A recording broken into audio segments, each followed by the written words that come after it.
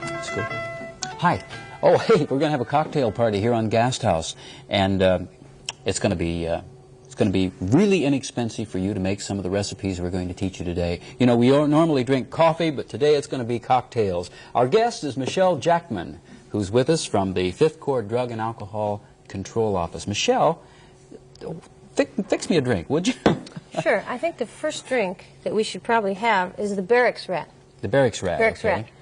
There's a lot of attention being paid right now to prevention in the area of making soldiers enjoy their stay in Germany and having something to do and getting out of the barracks. And the problem is they don't want to get out of the barracks because they just don't know what's out of there. So we've developed a non-alcoholic drink here that is called a barracks rat. Non-alcoholic. Why is it so important psychologically for people to have alcohol, have booze in the glass with the cocktail? Is that a conditioning thing? It's mostly a social conditioning thing. And I think a lot of it has to do with the name. The name, the psychology of the name. What's in a name? What's in a name? That's right. The barracks rat, okay. Let me just give you a taste of this. The first ingredient that goes in a barracks rat is tonic. All right. Tonic is important for good health, running those PTs, doing exercise. Quinine water. Quinine water. And then with this you add a twist of lime. Okay. This lime, would you open the lime, please? Allow me. The barracks rat. The barracks rat. All right.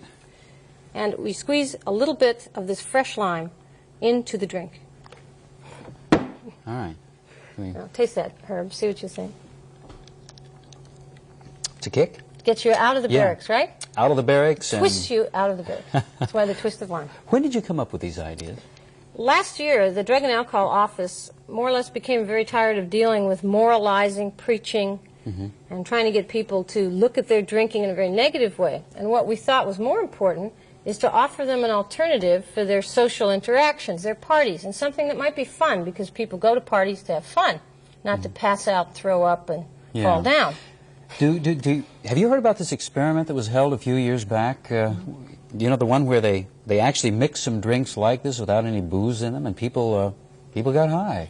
As a matter of fact, in December, our alcohol and drug control centers got together and we had a non-alcoholic cocktail party. And if you were to film that party, you would have seen the people mixing and laughing, and the noise level got louder and louder, and people got relaxed, and they had their arms around each other, and really they were appearing to be drunk in the sense that we think of it. We've talked about the barracks rat. What else you got here? That's good. I've got one that's very special. You know, the MPs have to be better than everyone. They have to sort of cut a certain image of having no vices whatsoever. And this is a great deal of pressure for them to live with. And so an MP that I know very well said to me, someone ought to come up with a decent non-alcoholic drink for us. And we had a drink that we call the potted parrot, which is an alternative to some other substance. What did it become? And we converted it to the potted pig. So I will now make you a potted pig. The potted pig has grapefruit juice in it. That's for vitamin C. Okay. And we have a little bit of tonic in it. Maraschino cherries, which we've already entered. And then you add just a touch, just a little bit of a touch, because pigs eat everything, right? You're going to put Tabasco in there? Just a drop. Okay. Be brave, Herb. Okay. And that's the potted pig. Stir it up. Where'd you get the pig? The pigs are hard to find. That's a marzipan pig. You know, it's a German pig. That is really good. It's a good drink. That's right. Very refreshing, and of course you got the visuals to go with it and a name. That's right. And this is a German pig, which implies that German-American liaison in the law enforcement area. Okay. Okay. A lot of people are drinking a lot of booze, Michelle, in our command. And what are some of the alternatives to the booze thing? Well, I think that people basically go out and have a drink after work, more for social reasons than for alcohol drinking per se. But what happens is they get in the habit of every Friday meeting for a drink, and every Saturday meeting to watch a game and drinking beer, and every Sunday going to visit friends or drinking.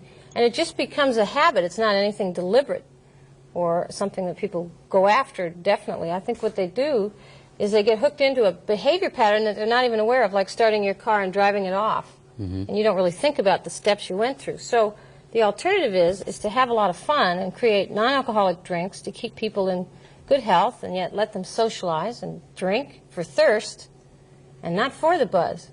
And I think the buzz is within us. We make the buzz, not the booze. Do you think down the road we might see actually the club system doing things like this? I would predict that the club system will continue to offer non-alcoholic alternatives. Some of the club systems in use here have started to offer fancy named drinks. One of the drinks that I'd like to show you now is called the AGI. The AGI, okay. This drink is very important just before an inspection because people have to keep their heads clear and they have to be motivated and they also have to keep their sense of humor.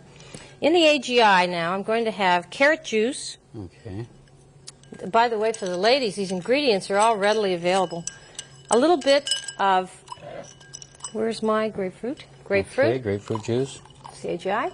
And a little bit of Collins mix. There's a lot of creativity going here. You just, it's a lot of fun. You don't measure these things out. You're just No, doing you mix it. and match. Okay. Now, the AGI is called an AGI, we lost our carrot, because of the carrot and the stick, which in AGI terms is motivation to do the job the way it's supposed to be.